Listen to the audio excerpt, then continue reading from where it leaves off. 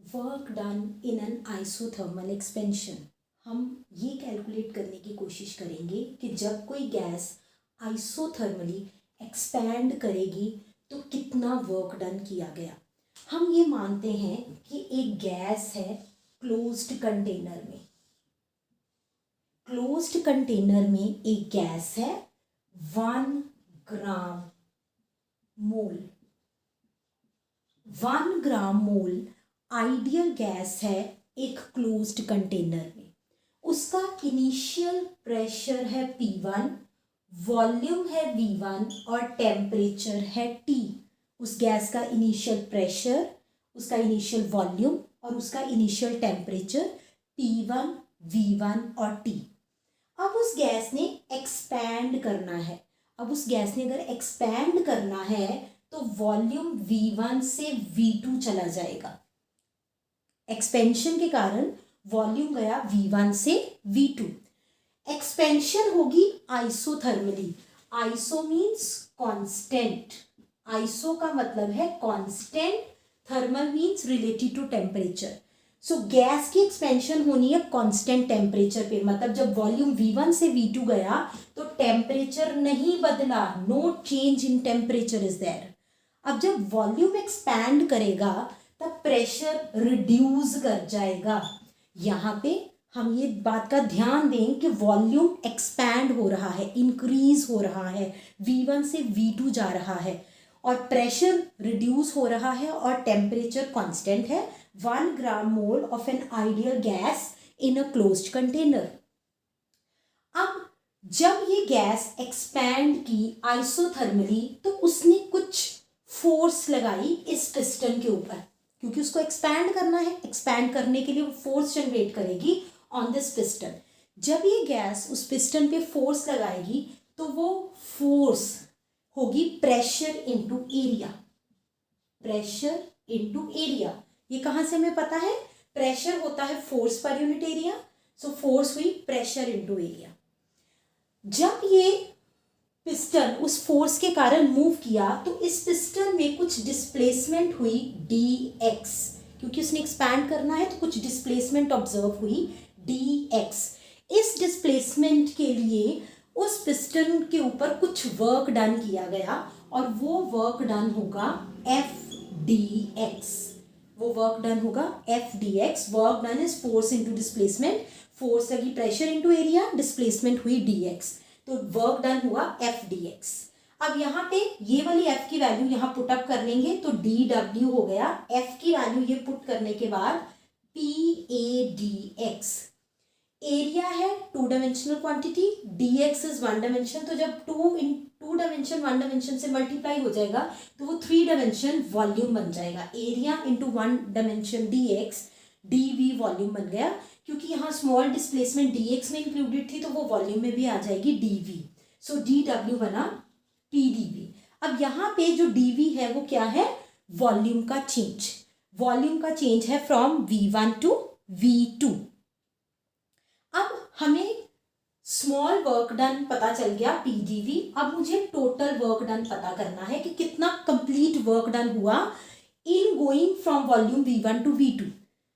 सो work done हुआ integral of dw। Integral of dw, यहाँ dw की वैल्यू पुट करेंगे pdv और यहाँ वॉल्यूम का चेंज है from V1 to V2। From V1 to V2। अब हमें पता है कि PV is equals to nRT होता है।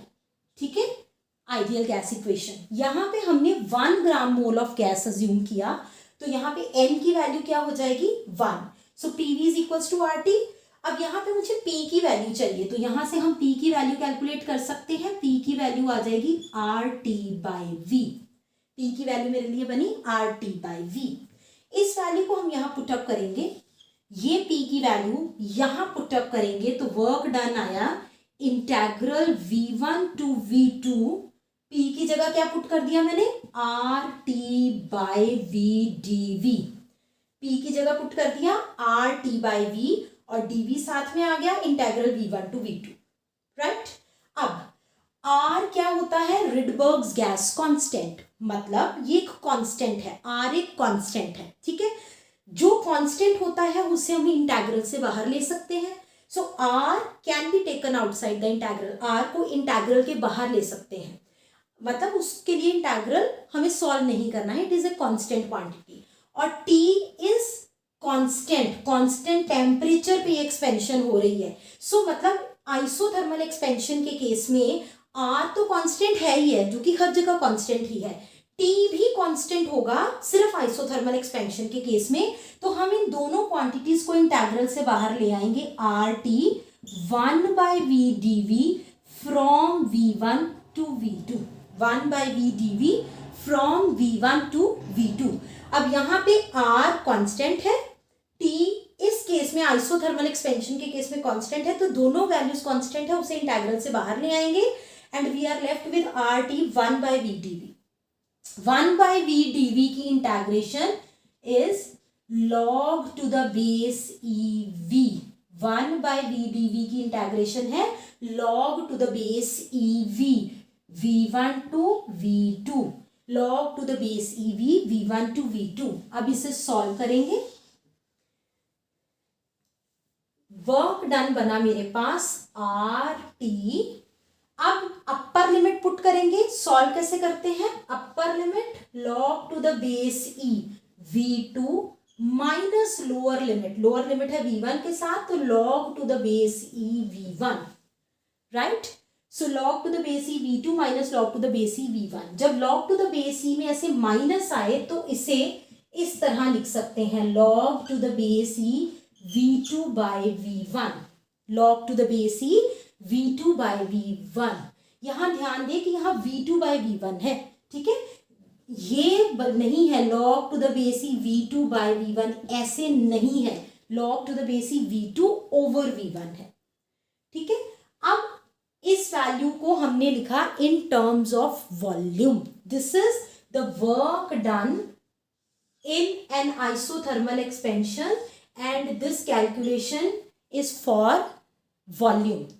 अब हम इसे प्रेशर की टर्म्स में भी कर सकते हैं। हमें पता है कि PV is constant, that means P1 V1 is P2 V2। P1 V1 अगर P2 V2 है तो यहाँ पे V2 इधर रहने दें और V1 इधर ले जाएं, so we are left with P1 by P2, मतलब V2 by V1 की जगह हम P1 by P2 लिख सकते हैं। सो इसका मतलब वर्क डन की वैल्यू मेरे पास आई RT log to the base E P1 by P2। This is work done in terms of pressure. So हमारे पास work done in terms of volume आ चुका, work done in terms of pressure आ चुका। एक चीज हम इसमें और कर सकते हैं कि अगर हमें log to the base E की बजाय log टू द बेस 10 में आंसर देना हो तो हमें क्या करना पड़ेगा, हमें log to the base E को log टू द बेस 10 में कन्वर्ट करने के लिए इसे 2.3026 से मल्टीप्लाई करना पड़ेगा। So this turns out to be 2.3026 RT log to the base 10 V2 by V1, and same we can write for 2.3026 RT log to the base E P1 by P2. These all are the values of work done in an isothermal expansion.